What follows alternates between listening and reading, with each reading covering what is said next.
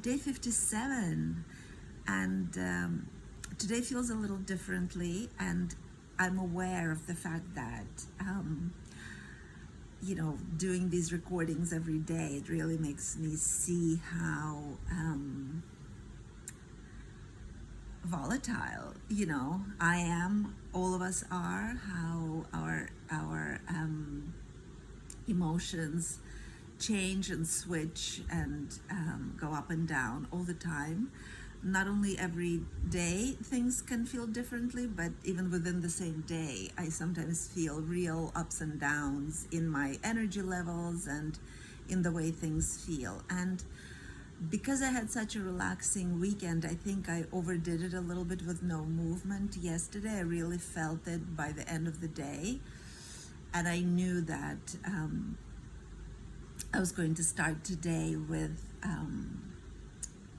movement. I was going to do my yoga practice, and I woke up early enough. It was like really early, like 5:30, and it would have been amazing to practice my yoga as the sun was rising, but I fell right back asleep, and I woke up and it was already later. It was a little after 8, and then I wanted to have my coffee first, and then there was like that kind of dangerous moment where if I didn't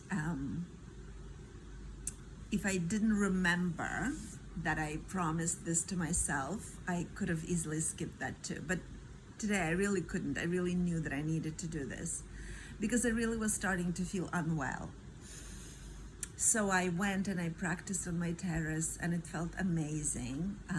And even though there were a lot of heavy emotions and everything, still everything felt so much better. And it really reminded me, and this is what I want to share with everyone today, is that our well-being, it's not just our mood. Our well-being is dependent on so many factors.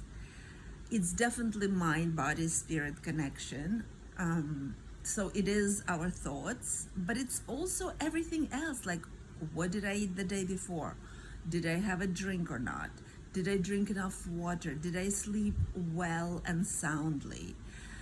Did I move? Did I not move? I mean, it's incredible how many ingredients comprise our sense of well-being, and how many different things affect our sense of well-being. So for me, who studies relationships and who have been so in observation of my own shifts and changes, and then what's happening, when I work with my clients, it's the fact that we expect and even demand happiness from other people is so unfair.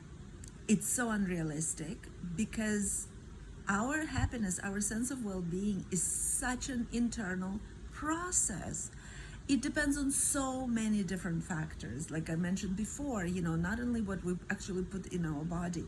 Have we moved? Have we been able to process our emotions? Have we been able to process our triggers? Have we been able to understand what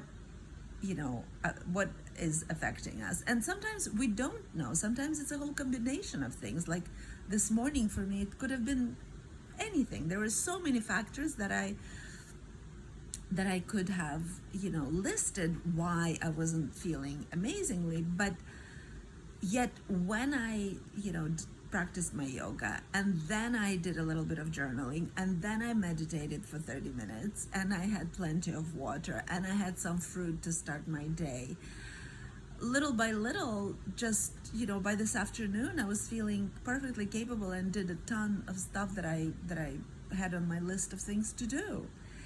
So just really wanted to share that, that not only it's up to us to maintain our sense of well-being. It really is such an internal process. It's also really, really important that we understand that it is what we bring into our relationships that often sets the tone.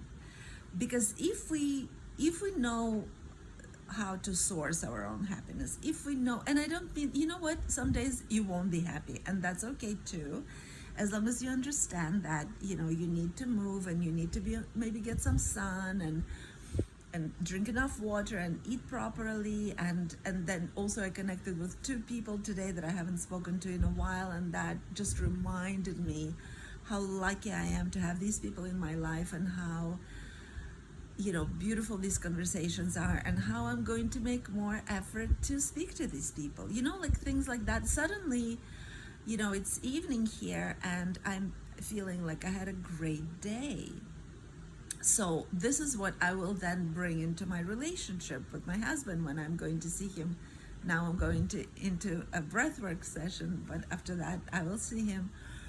And this is so important, right? That I cannot hold, I mean, I used to spend lots of time holding my husband hostage, and, you know, being very angry at him for the fact that I wasn't happy, until I started realizing how elusive that state is, how mercurial we all are, how you know, how shifting our moods, and how many factors actually affect our well-being. So all of you who are frustrated that you're not happy in your relationships, please keep in mind that all relationships begin with us. And of course, the most important relationship is the one with ourselves, and that self-care, that understanding what we need and knowing what we need to feel better goes a really long way. Like today I knew, you know, that I needed to move my body, and I wanted to you know, lay off my rosé that I'm drinking a little. I'm not a huge drinker, but in the summer, some rosé wine with lunch is just such a lovely, or dinner, such a lovely tradition. But, you know, today I was like, consciously, I'm not drinking. I'm going to drink water, and I'm going to move, and I'm going to eat well, and I'm going to speak to people that I love, and I'm going to do things that I needed to do on my list, and I feel so much better and more at peace already. So just really wanted to share that today, in hope that it will actually help someone. All right, everyone, see you tomorrow.